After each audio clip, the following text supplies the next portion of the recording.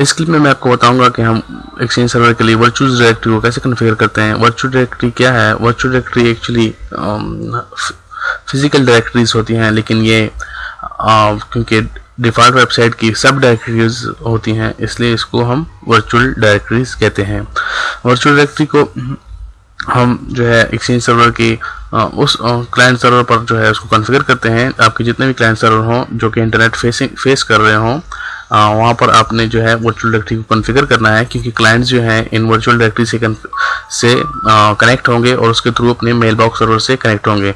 जैसे कि एक ओवा के थ्रू हम कनेक्ट होते हैं। अगर आपका क्लाइंट जो है मतलब वो बाहर है,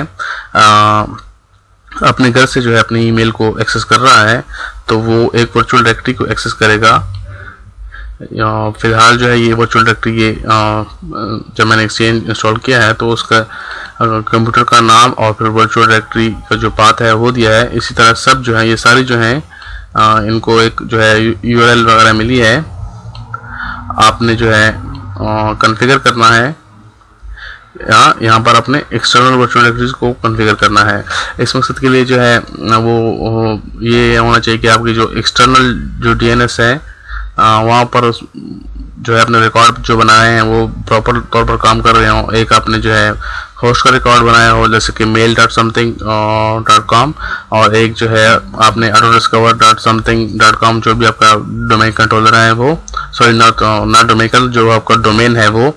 और इसके अलावा जो है आपने इंटरनल पे भी मतलब mail.something जो है आपने बनाया हो डीएनएस, और साथ ही ऑटो डिस्कवर भी बनाया हो, तो फिर ये जो है प्रॉपर तौर पर चीज़ें काम करती हैं। और डीएनएस वगैरह के रिकॉर्ड वगैरह भी आपके सही तौर पर कॉन्फ़िगर होना चाहिए। हम ये कर सकते हैं कि हम यहाँ पर आ सकते हैं और यहाँ पर हम मैनुअली कॉन्फ़िगर कर सकते हैं इन जो है वर्चुअल डायरेक्टरीज को। लेकिन मैं जो हूँ मैं सर्वर पर क्लिक करूँगा, फिर यहाँ पर सर्वर्स के टैब पर क्लिक करूँगा। यहाँ पर मैं इस कॉन्फ़िगरेशन के उसको ऑप्शन क्लिक करूँगा। यहाँ पर आपने वो सर्वर ऐड करने हैं जो कि आपके इंटरनेट फेसिंग हो, जैसे कि मैंने ऐड किया। और यहाँ पे आपने मेंशन करना है एक्सटर्नल वर्चुअल, जो आपकी जो एक्सटर्नल आपका जो रिकॉर्ड है वो, सपोज मेरा है mail.virtualhut.org। कॉपी भी कर लेता हूँ इसको और सेव कर लेता हूँ। मेरी मैक्सिमम वर्चुअल डायरेक्टरीज हैं जो उनका पाथ है वो यहाँ पर चेंज हो जाएगा। अभी मैं इसके बाद आपको दिखाऊंगा। क्लोज करता हूँ। इसके बाद अगर मैं वर्चुअल डायरेक्टरीज पे आऊँ और लेट्स सपोज ईसीपी पे क्लिक करूँ, तो आप देख सकते हैं कि मुझे यहाँ पर मेरी सारी जो वर्चुअल डायरेक्टरीज हैं वो चेंज हो गई हैं। इसी तरह मैं अगर EWS पे आता हूँ, देखिए यहाँ पर ये ऐड हो गई हैं और आप देख सकते हैं कि ये ऐड हो गई हैं। अब लेट्स सपोज एग्जांपल आपको दूंगा कि अब इस वर्चुअल डायरेक्टरी को आपने एक्सेस करना है, जैसे कि ये ओवा है, तो डेफिनेटली आपका डीएनएस वगैरह सही तौर पर काम करना चाहिए, वरना और ये जो है ये पाथ जो है आपका एक्सेसिबल नहीं होगा। इस डीएनएस के लिए डेफिनेटली आपने मेल का एक रिकॉर्ड बनाना है virtualhut.org के डीएनएस के अंदर।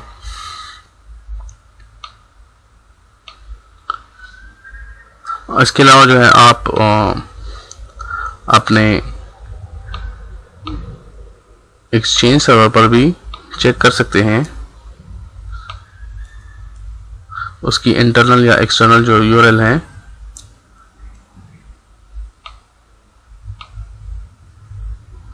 जैसे कि गेट ओवा वर्चुअल डायरेक्टरी, आपको इसकी इंफॉर्मेशन मिल जाएगी। अब मुझे यहाँ पे स्क्रॉल करना पड़ेगा और देखना पड़ेगा कि एक्सटर्नल और इंटरनल वर्चुअल डायरेक्टरी क्या है। आप देख सकते हैं कि यहाँ पे जो वर्चुअल डायरेक्टरीज है वो आ चुकी हैं। ये इंटरनल यूआरएल है और ये एक्सटर्नल यूआरएल। इंटरनल में एक्सचेंज सर्वर का नाम है और फिर virtualhut.org, और एक्सटर्नल यूआरएल में आपको virtualhut.org और /mail के बाद जो है जो कि मतलब हमारा डिज़ायर रिजल्ट ये ओवा का था। इसी तरह जो है आप जो है किसी और का चेक करना चाहें, जैसे कि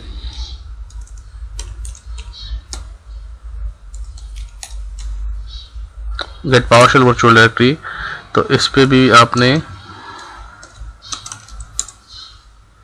जो है चेक करना है इंटरनल और एक्सटर्नल यूआरएल की। ये देखिए इंटरनल यूआरएल और ये एक्सटर्नल यूआरएल। इसी तरह अगर मैं ईसीपी का देखूं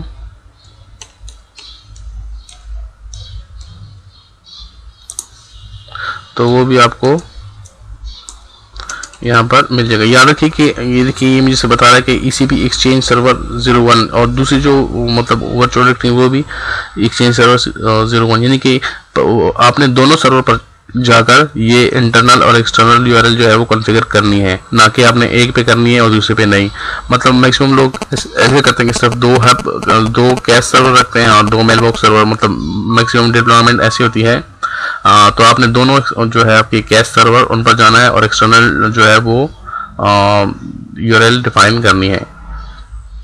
इसी तरह अगर मैं ये देखिए इंटरनल और एक्सटर्नल यूआरएल आपको नजर आएंगे।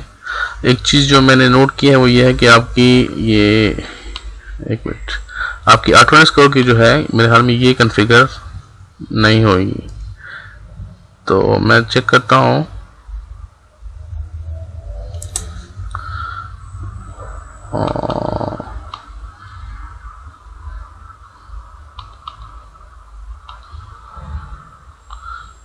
ये ऑटोडिस्कवर इंटरनल यूआरएल जो है ये कॉन्फ़िगर है, लेकिन इसकी एक्सटर्नल यूआरएल जो है ये कॉन्फ़िगर नहीं है। और मेरे ख्याल में इसको हमने जो है कमांड के थ्रू इसको हमने कॉन्फ़िगर करना है। मैं एक मिनट फिर चेक करता हूँ कौन सी डायरेक्टरी थी, ऑटोडिस्कवर।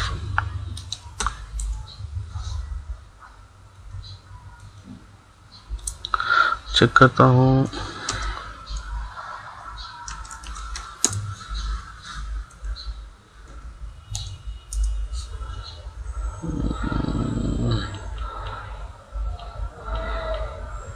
हाँ, यहाँ पर इंटरनल एक्सटर्नल यूआरएल जो है ये कॉन्फ़िगर नहीं है। मेरे ख्याल में इसको मैंने कमांड प्रॉम्प्ट के थ्रू जो है कॉन्फ़िगर करना है। मैं चेक करता हूँ और फिर आता हूँ और ये कमांड इसकी देता हूँ और फिर चेक करते हैं। ऑटोडिस्कवर पर कुछ ऑटोडिस्कवर की इंटरनल एंड एक्सटर्नल यूआरएल को सेट करने के लिए कुछ आर्टिकल मैंने पढ़े, जिसके मुताबिक जो है आपके ऑटोडिस्कवर के जो आपके एक्सटर्नल और इंटरनल यूआरएल है उसको कॉन्फ़िगर करने की कोई ज़रूरत नहीं है। यहाँ ये आर्टिकल मैंने टेकनेट पे पढ़े हैं और इसके साथ साथ एक और 2 वेबसाइट हैं उस पर भी। इसके अलावा जो है अगर आप ये पढ़ें ये लाइंस आपको पता चल जाएगा कि एक्सचेंज सर्वर को जो है अभी ये ऑटोडिस्कवर की यूआरएल की कोई ज़रूरत नहीं है। इंटरनल जो यूआरएल हैं, इंटरनल जो आउटलुक के क्लाइंट हैं, क्योंकि ऑटोडिस्कवर हमें हेल्प करती है आपके आउटलुक को कॉन्फ़िगर ऑटोमेटिकली तौर पर कॉन्फ़िगर करने में। इस मकसद के लिए एक एससीपी सर्विस कनेक्शन पॉइंट जो है वो एक्टिव डायरेक्टरी में हर एक्सचेंज सर्वर इंस्टॉल करने के बाद, क्लाइंट एक्सेस सर्वर इंस्टॉल करने के बाद खुद बहुत बन जाता है, जो कि आपके सर्वर के नाम के साथ जो है एसोसिएट होता है। अच्छा, अगर मैं यहाँ पे पढ़ूँ द एक्सेस इंटरनली यूजिंग, अच्छा एक्सेस थ्रू ऑटोडिस्कवर।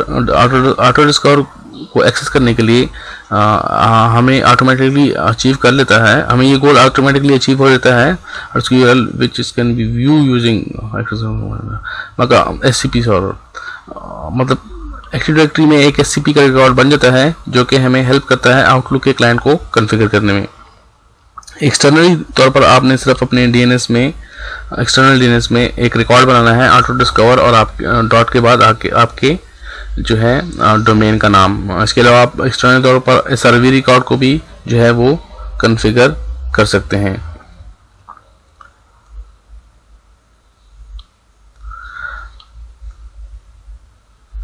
एक और चीज़ जो मैं आपको बताता चलूँ वो ये है कि जब मैंने कमांड रन की गेट क्लाइंट एक्सेस सर्वर, जो कि मैं ऑटोडिस्कवरी के लिए रन करना चाह रहा हूँ, यूज़ करना चाह रहा हूँ, जब मैंने ये कमांड रन की तो यहाँ पर मुझे एक चीज़ जो है वो मालूम हुई। वो अब ये देखेंगे कि ऑटोडिस्कवरी सर्विस क्लास और ऑटोडिस्कवरी सर्विस, ये वाली लाइन ऑटोडिस्कवर सर्विस इंटरनल यूआरएल, ये इंटरनल यूआरएल जो सेट है ये अगर आप देखें एक्सचेंज EXCH1 जो कि मेरा करंट एक्सचेंज सर्वर है, एक ही मतलब है। इसी तरह आपका जो एक्सचेंज सर्वर वो क्लाइंट एक्सेस सर्वर 2 है, वहाँ पर EXCH शायद 2 हो या कोई और नाम डिपेंड करता है।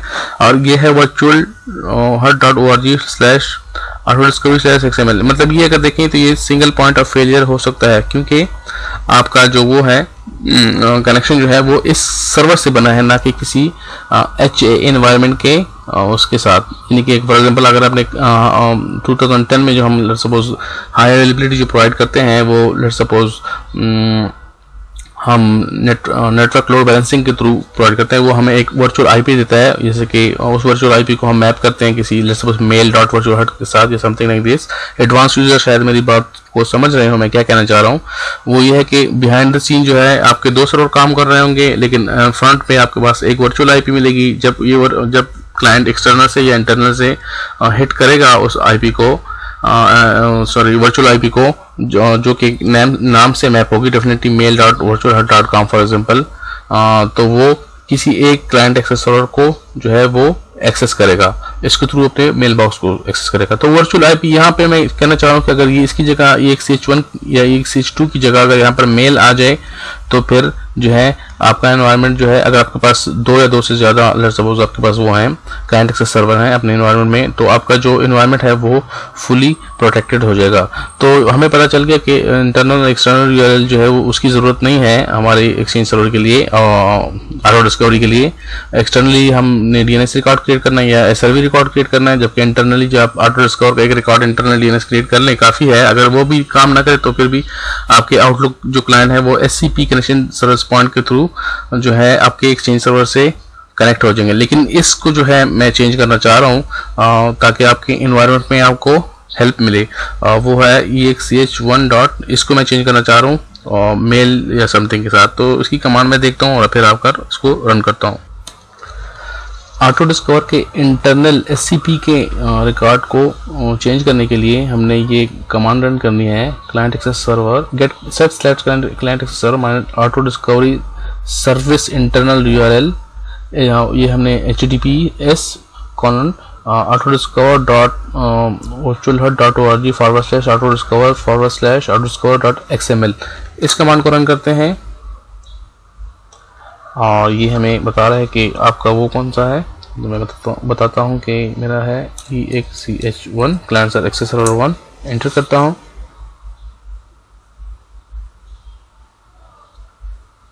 तो ये कमांड जो है ये रन हो गई। अगर मैं इसको वापस चेक करता हूँ अपनी कनेक्शन पॉइंट को, SCP पॉइंट को अपनी एक्टिव डायरेक्टरी के अंदर, तो आपको ये देख सकते हैं कि यहाँ पर ये auto discover service internal URL जो है ये चेंज हो चुका है। ये ऑटो डिस्कवर सर्विस जो भी मैंने अभी पाथ दिया है वो इस पर चेंज हो गया है। इसके साथ साथ आपको याद रखना चाहिए कि आपका DNS, आपका इंटरनल DNS और एक्सटर्नल DNS को प्रॉपरली तौर पर जो है वो कॉन्फ़िगर होना चाहिए। तो मैं देखता हूँ कि मैंने ऑटो डिस्कवरी का जो है वो बनाया है कि नहीं रिकॉर्ड।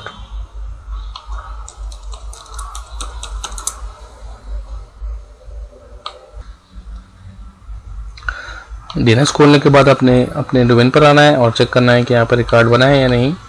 अगरचे रिकॉर्ड बना नहीं फिर भी ये काम करेगा, लेकिन मैं रिकॉर्ड बना लेता हूँ।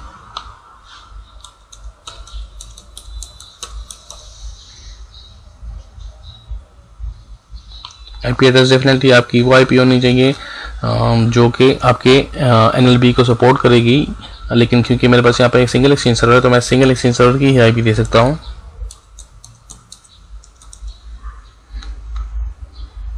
अगर फ्यूचर में आपने कभी NLB वगैरह ऐड कर लिया अपने उसमें अंदर एक्सचेंज सर्वर पर, या डेफिनेटली एक्सचेंज सर्वर 2013 जो है वो जो है लेयर 4 को सपोर्ट करता है। मतलब आपने कोई अप्लायंस जो है वो परचेज करनी होगी, जैसे कि F5 हो गया या कोई और जो है लोड बैलेंसर, तो फिर आपने यहाँ पे ऑटो डिस्कवर की में जो वर्चुअल IP है, फिर ऑटो डिस्कवर कार्ड को आप ऐसे ही रहने दें, लेकिन वर्चुअल जो ये IP एड्रेस जो है ये वर्चुअल IP होगी जो आप F5 को कॉन्फ़िगर करते हुए यूज़ करेंगे। तो मैं एड होस्ट करता हूँ, क्लिक करता हूँ। फ्यूचर में आपने अगर इसको चेंज करना हो तो आप इसको चेंज कर सकते हैं। तो इस तरह जो है हमने अपने एक्सचेंज सर्वर की जो है URLs को कॉन्फ़िगर किया है। इंटरनल और एक्सटर्नल URL के लिए आपको ये सारे स्टेप्स जो हैं वो लेने पड़ेंगे, और साथ ही साथ आपको जो है अगर आपने डिप्लॉयमेंट करनी है तो डेफिनेटली आपका जो उस क्लाइंट्स हैं उन पर सर्टिफिकेट वगैरह भी इंस्टॉल होना चाहिए। ये स्टेप जो है हम सर्टिफिकेट इंस्टॉल करने के बाद करते हैं, लेकिन मैंने सर्टिफिकेट इंस्टॉल करने से पहले इसको कर लिया है। सर्टिफिकेट जो है बाद में भी यूज़ कर सकते हैं, लेकिन URL सर्टिफिकेट के अंदर मैच होने चाहिए, जो कि मैं आपको बाद में बताऊँगा।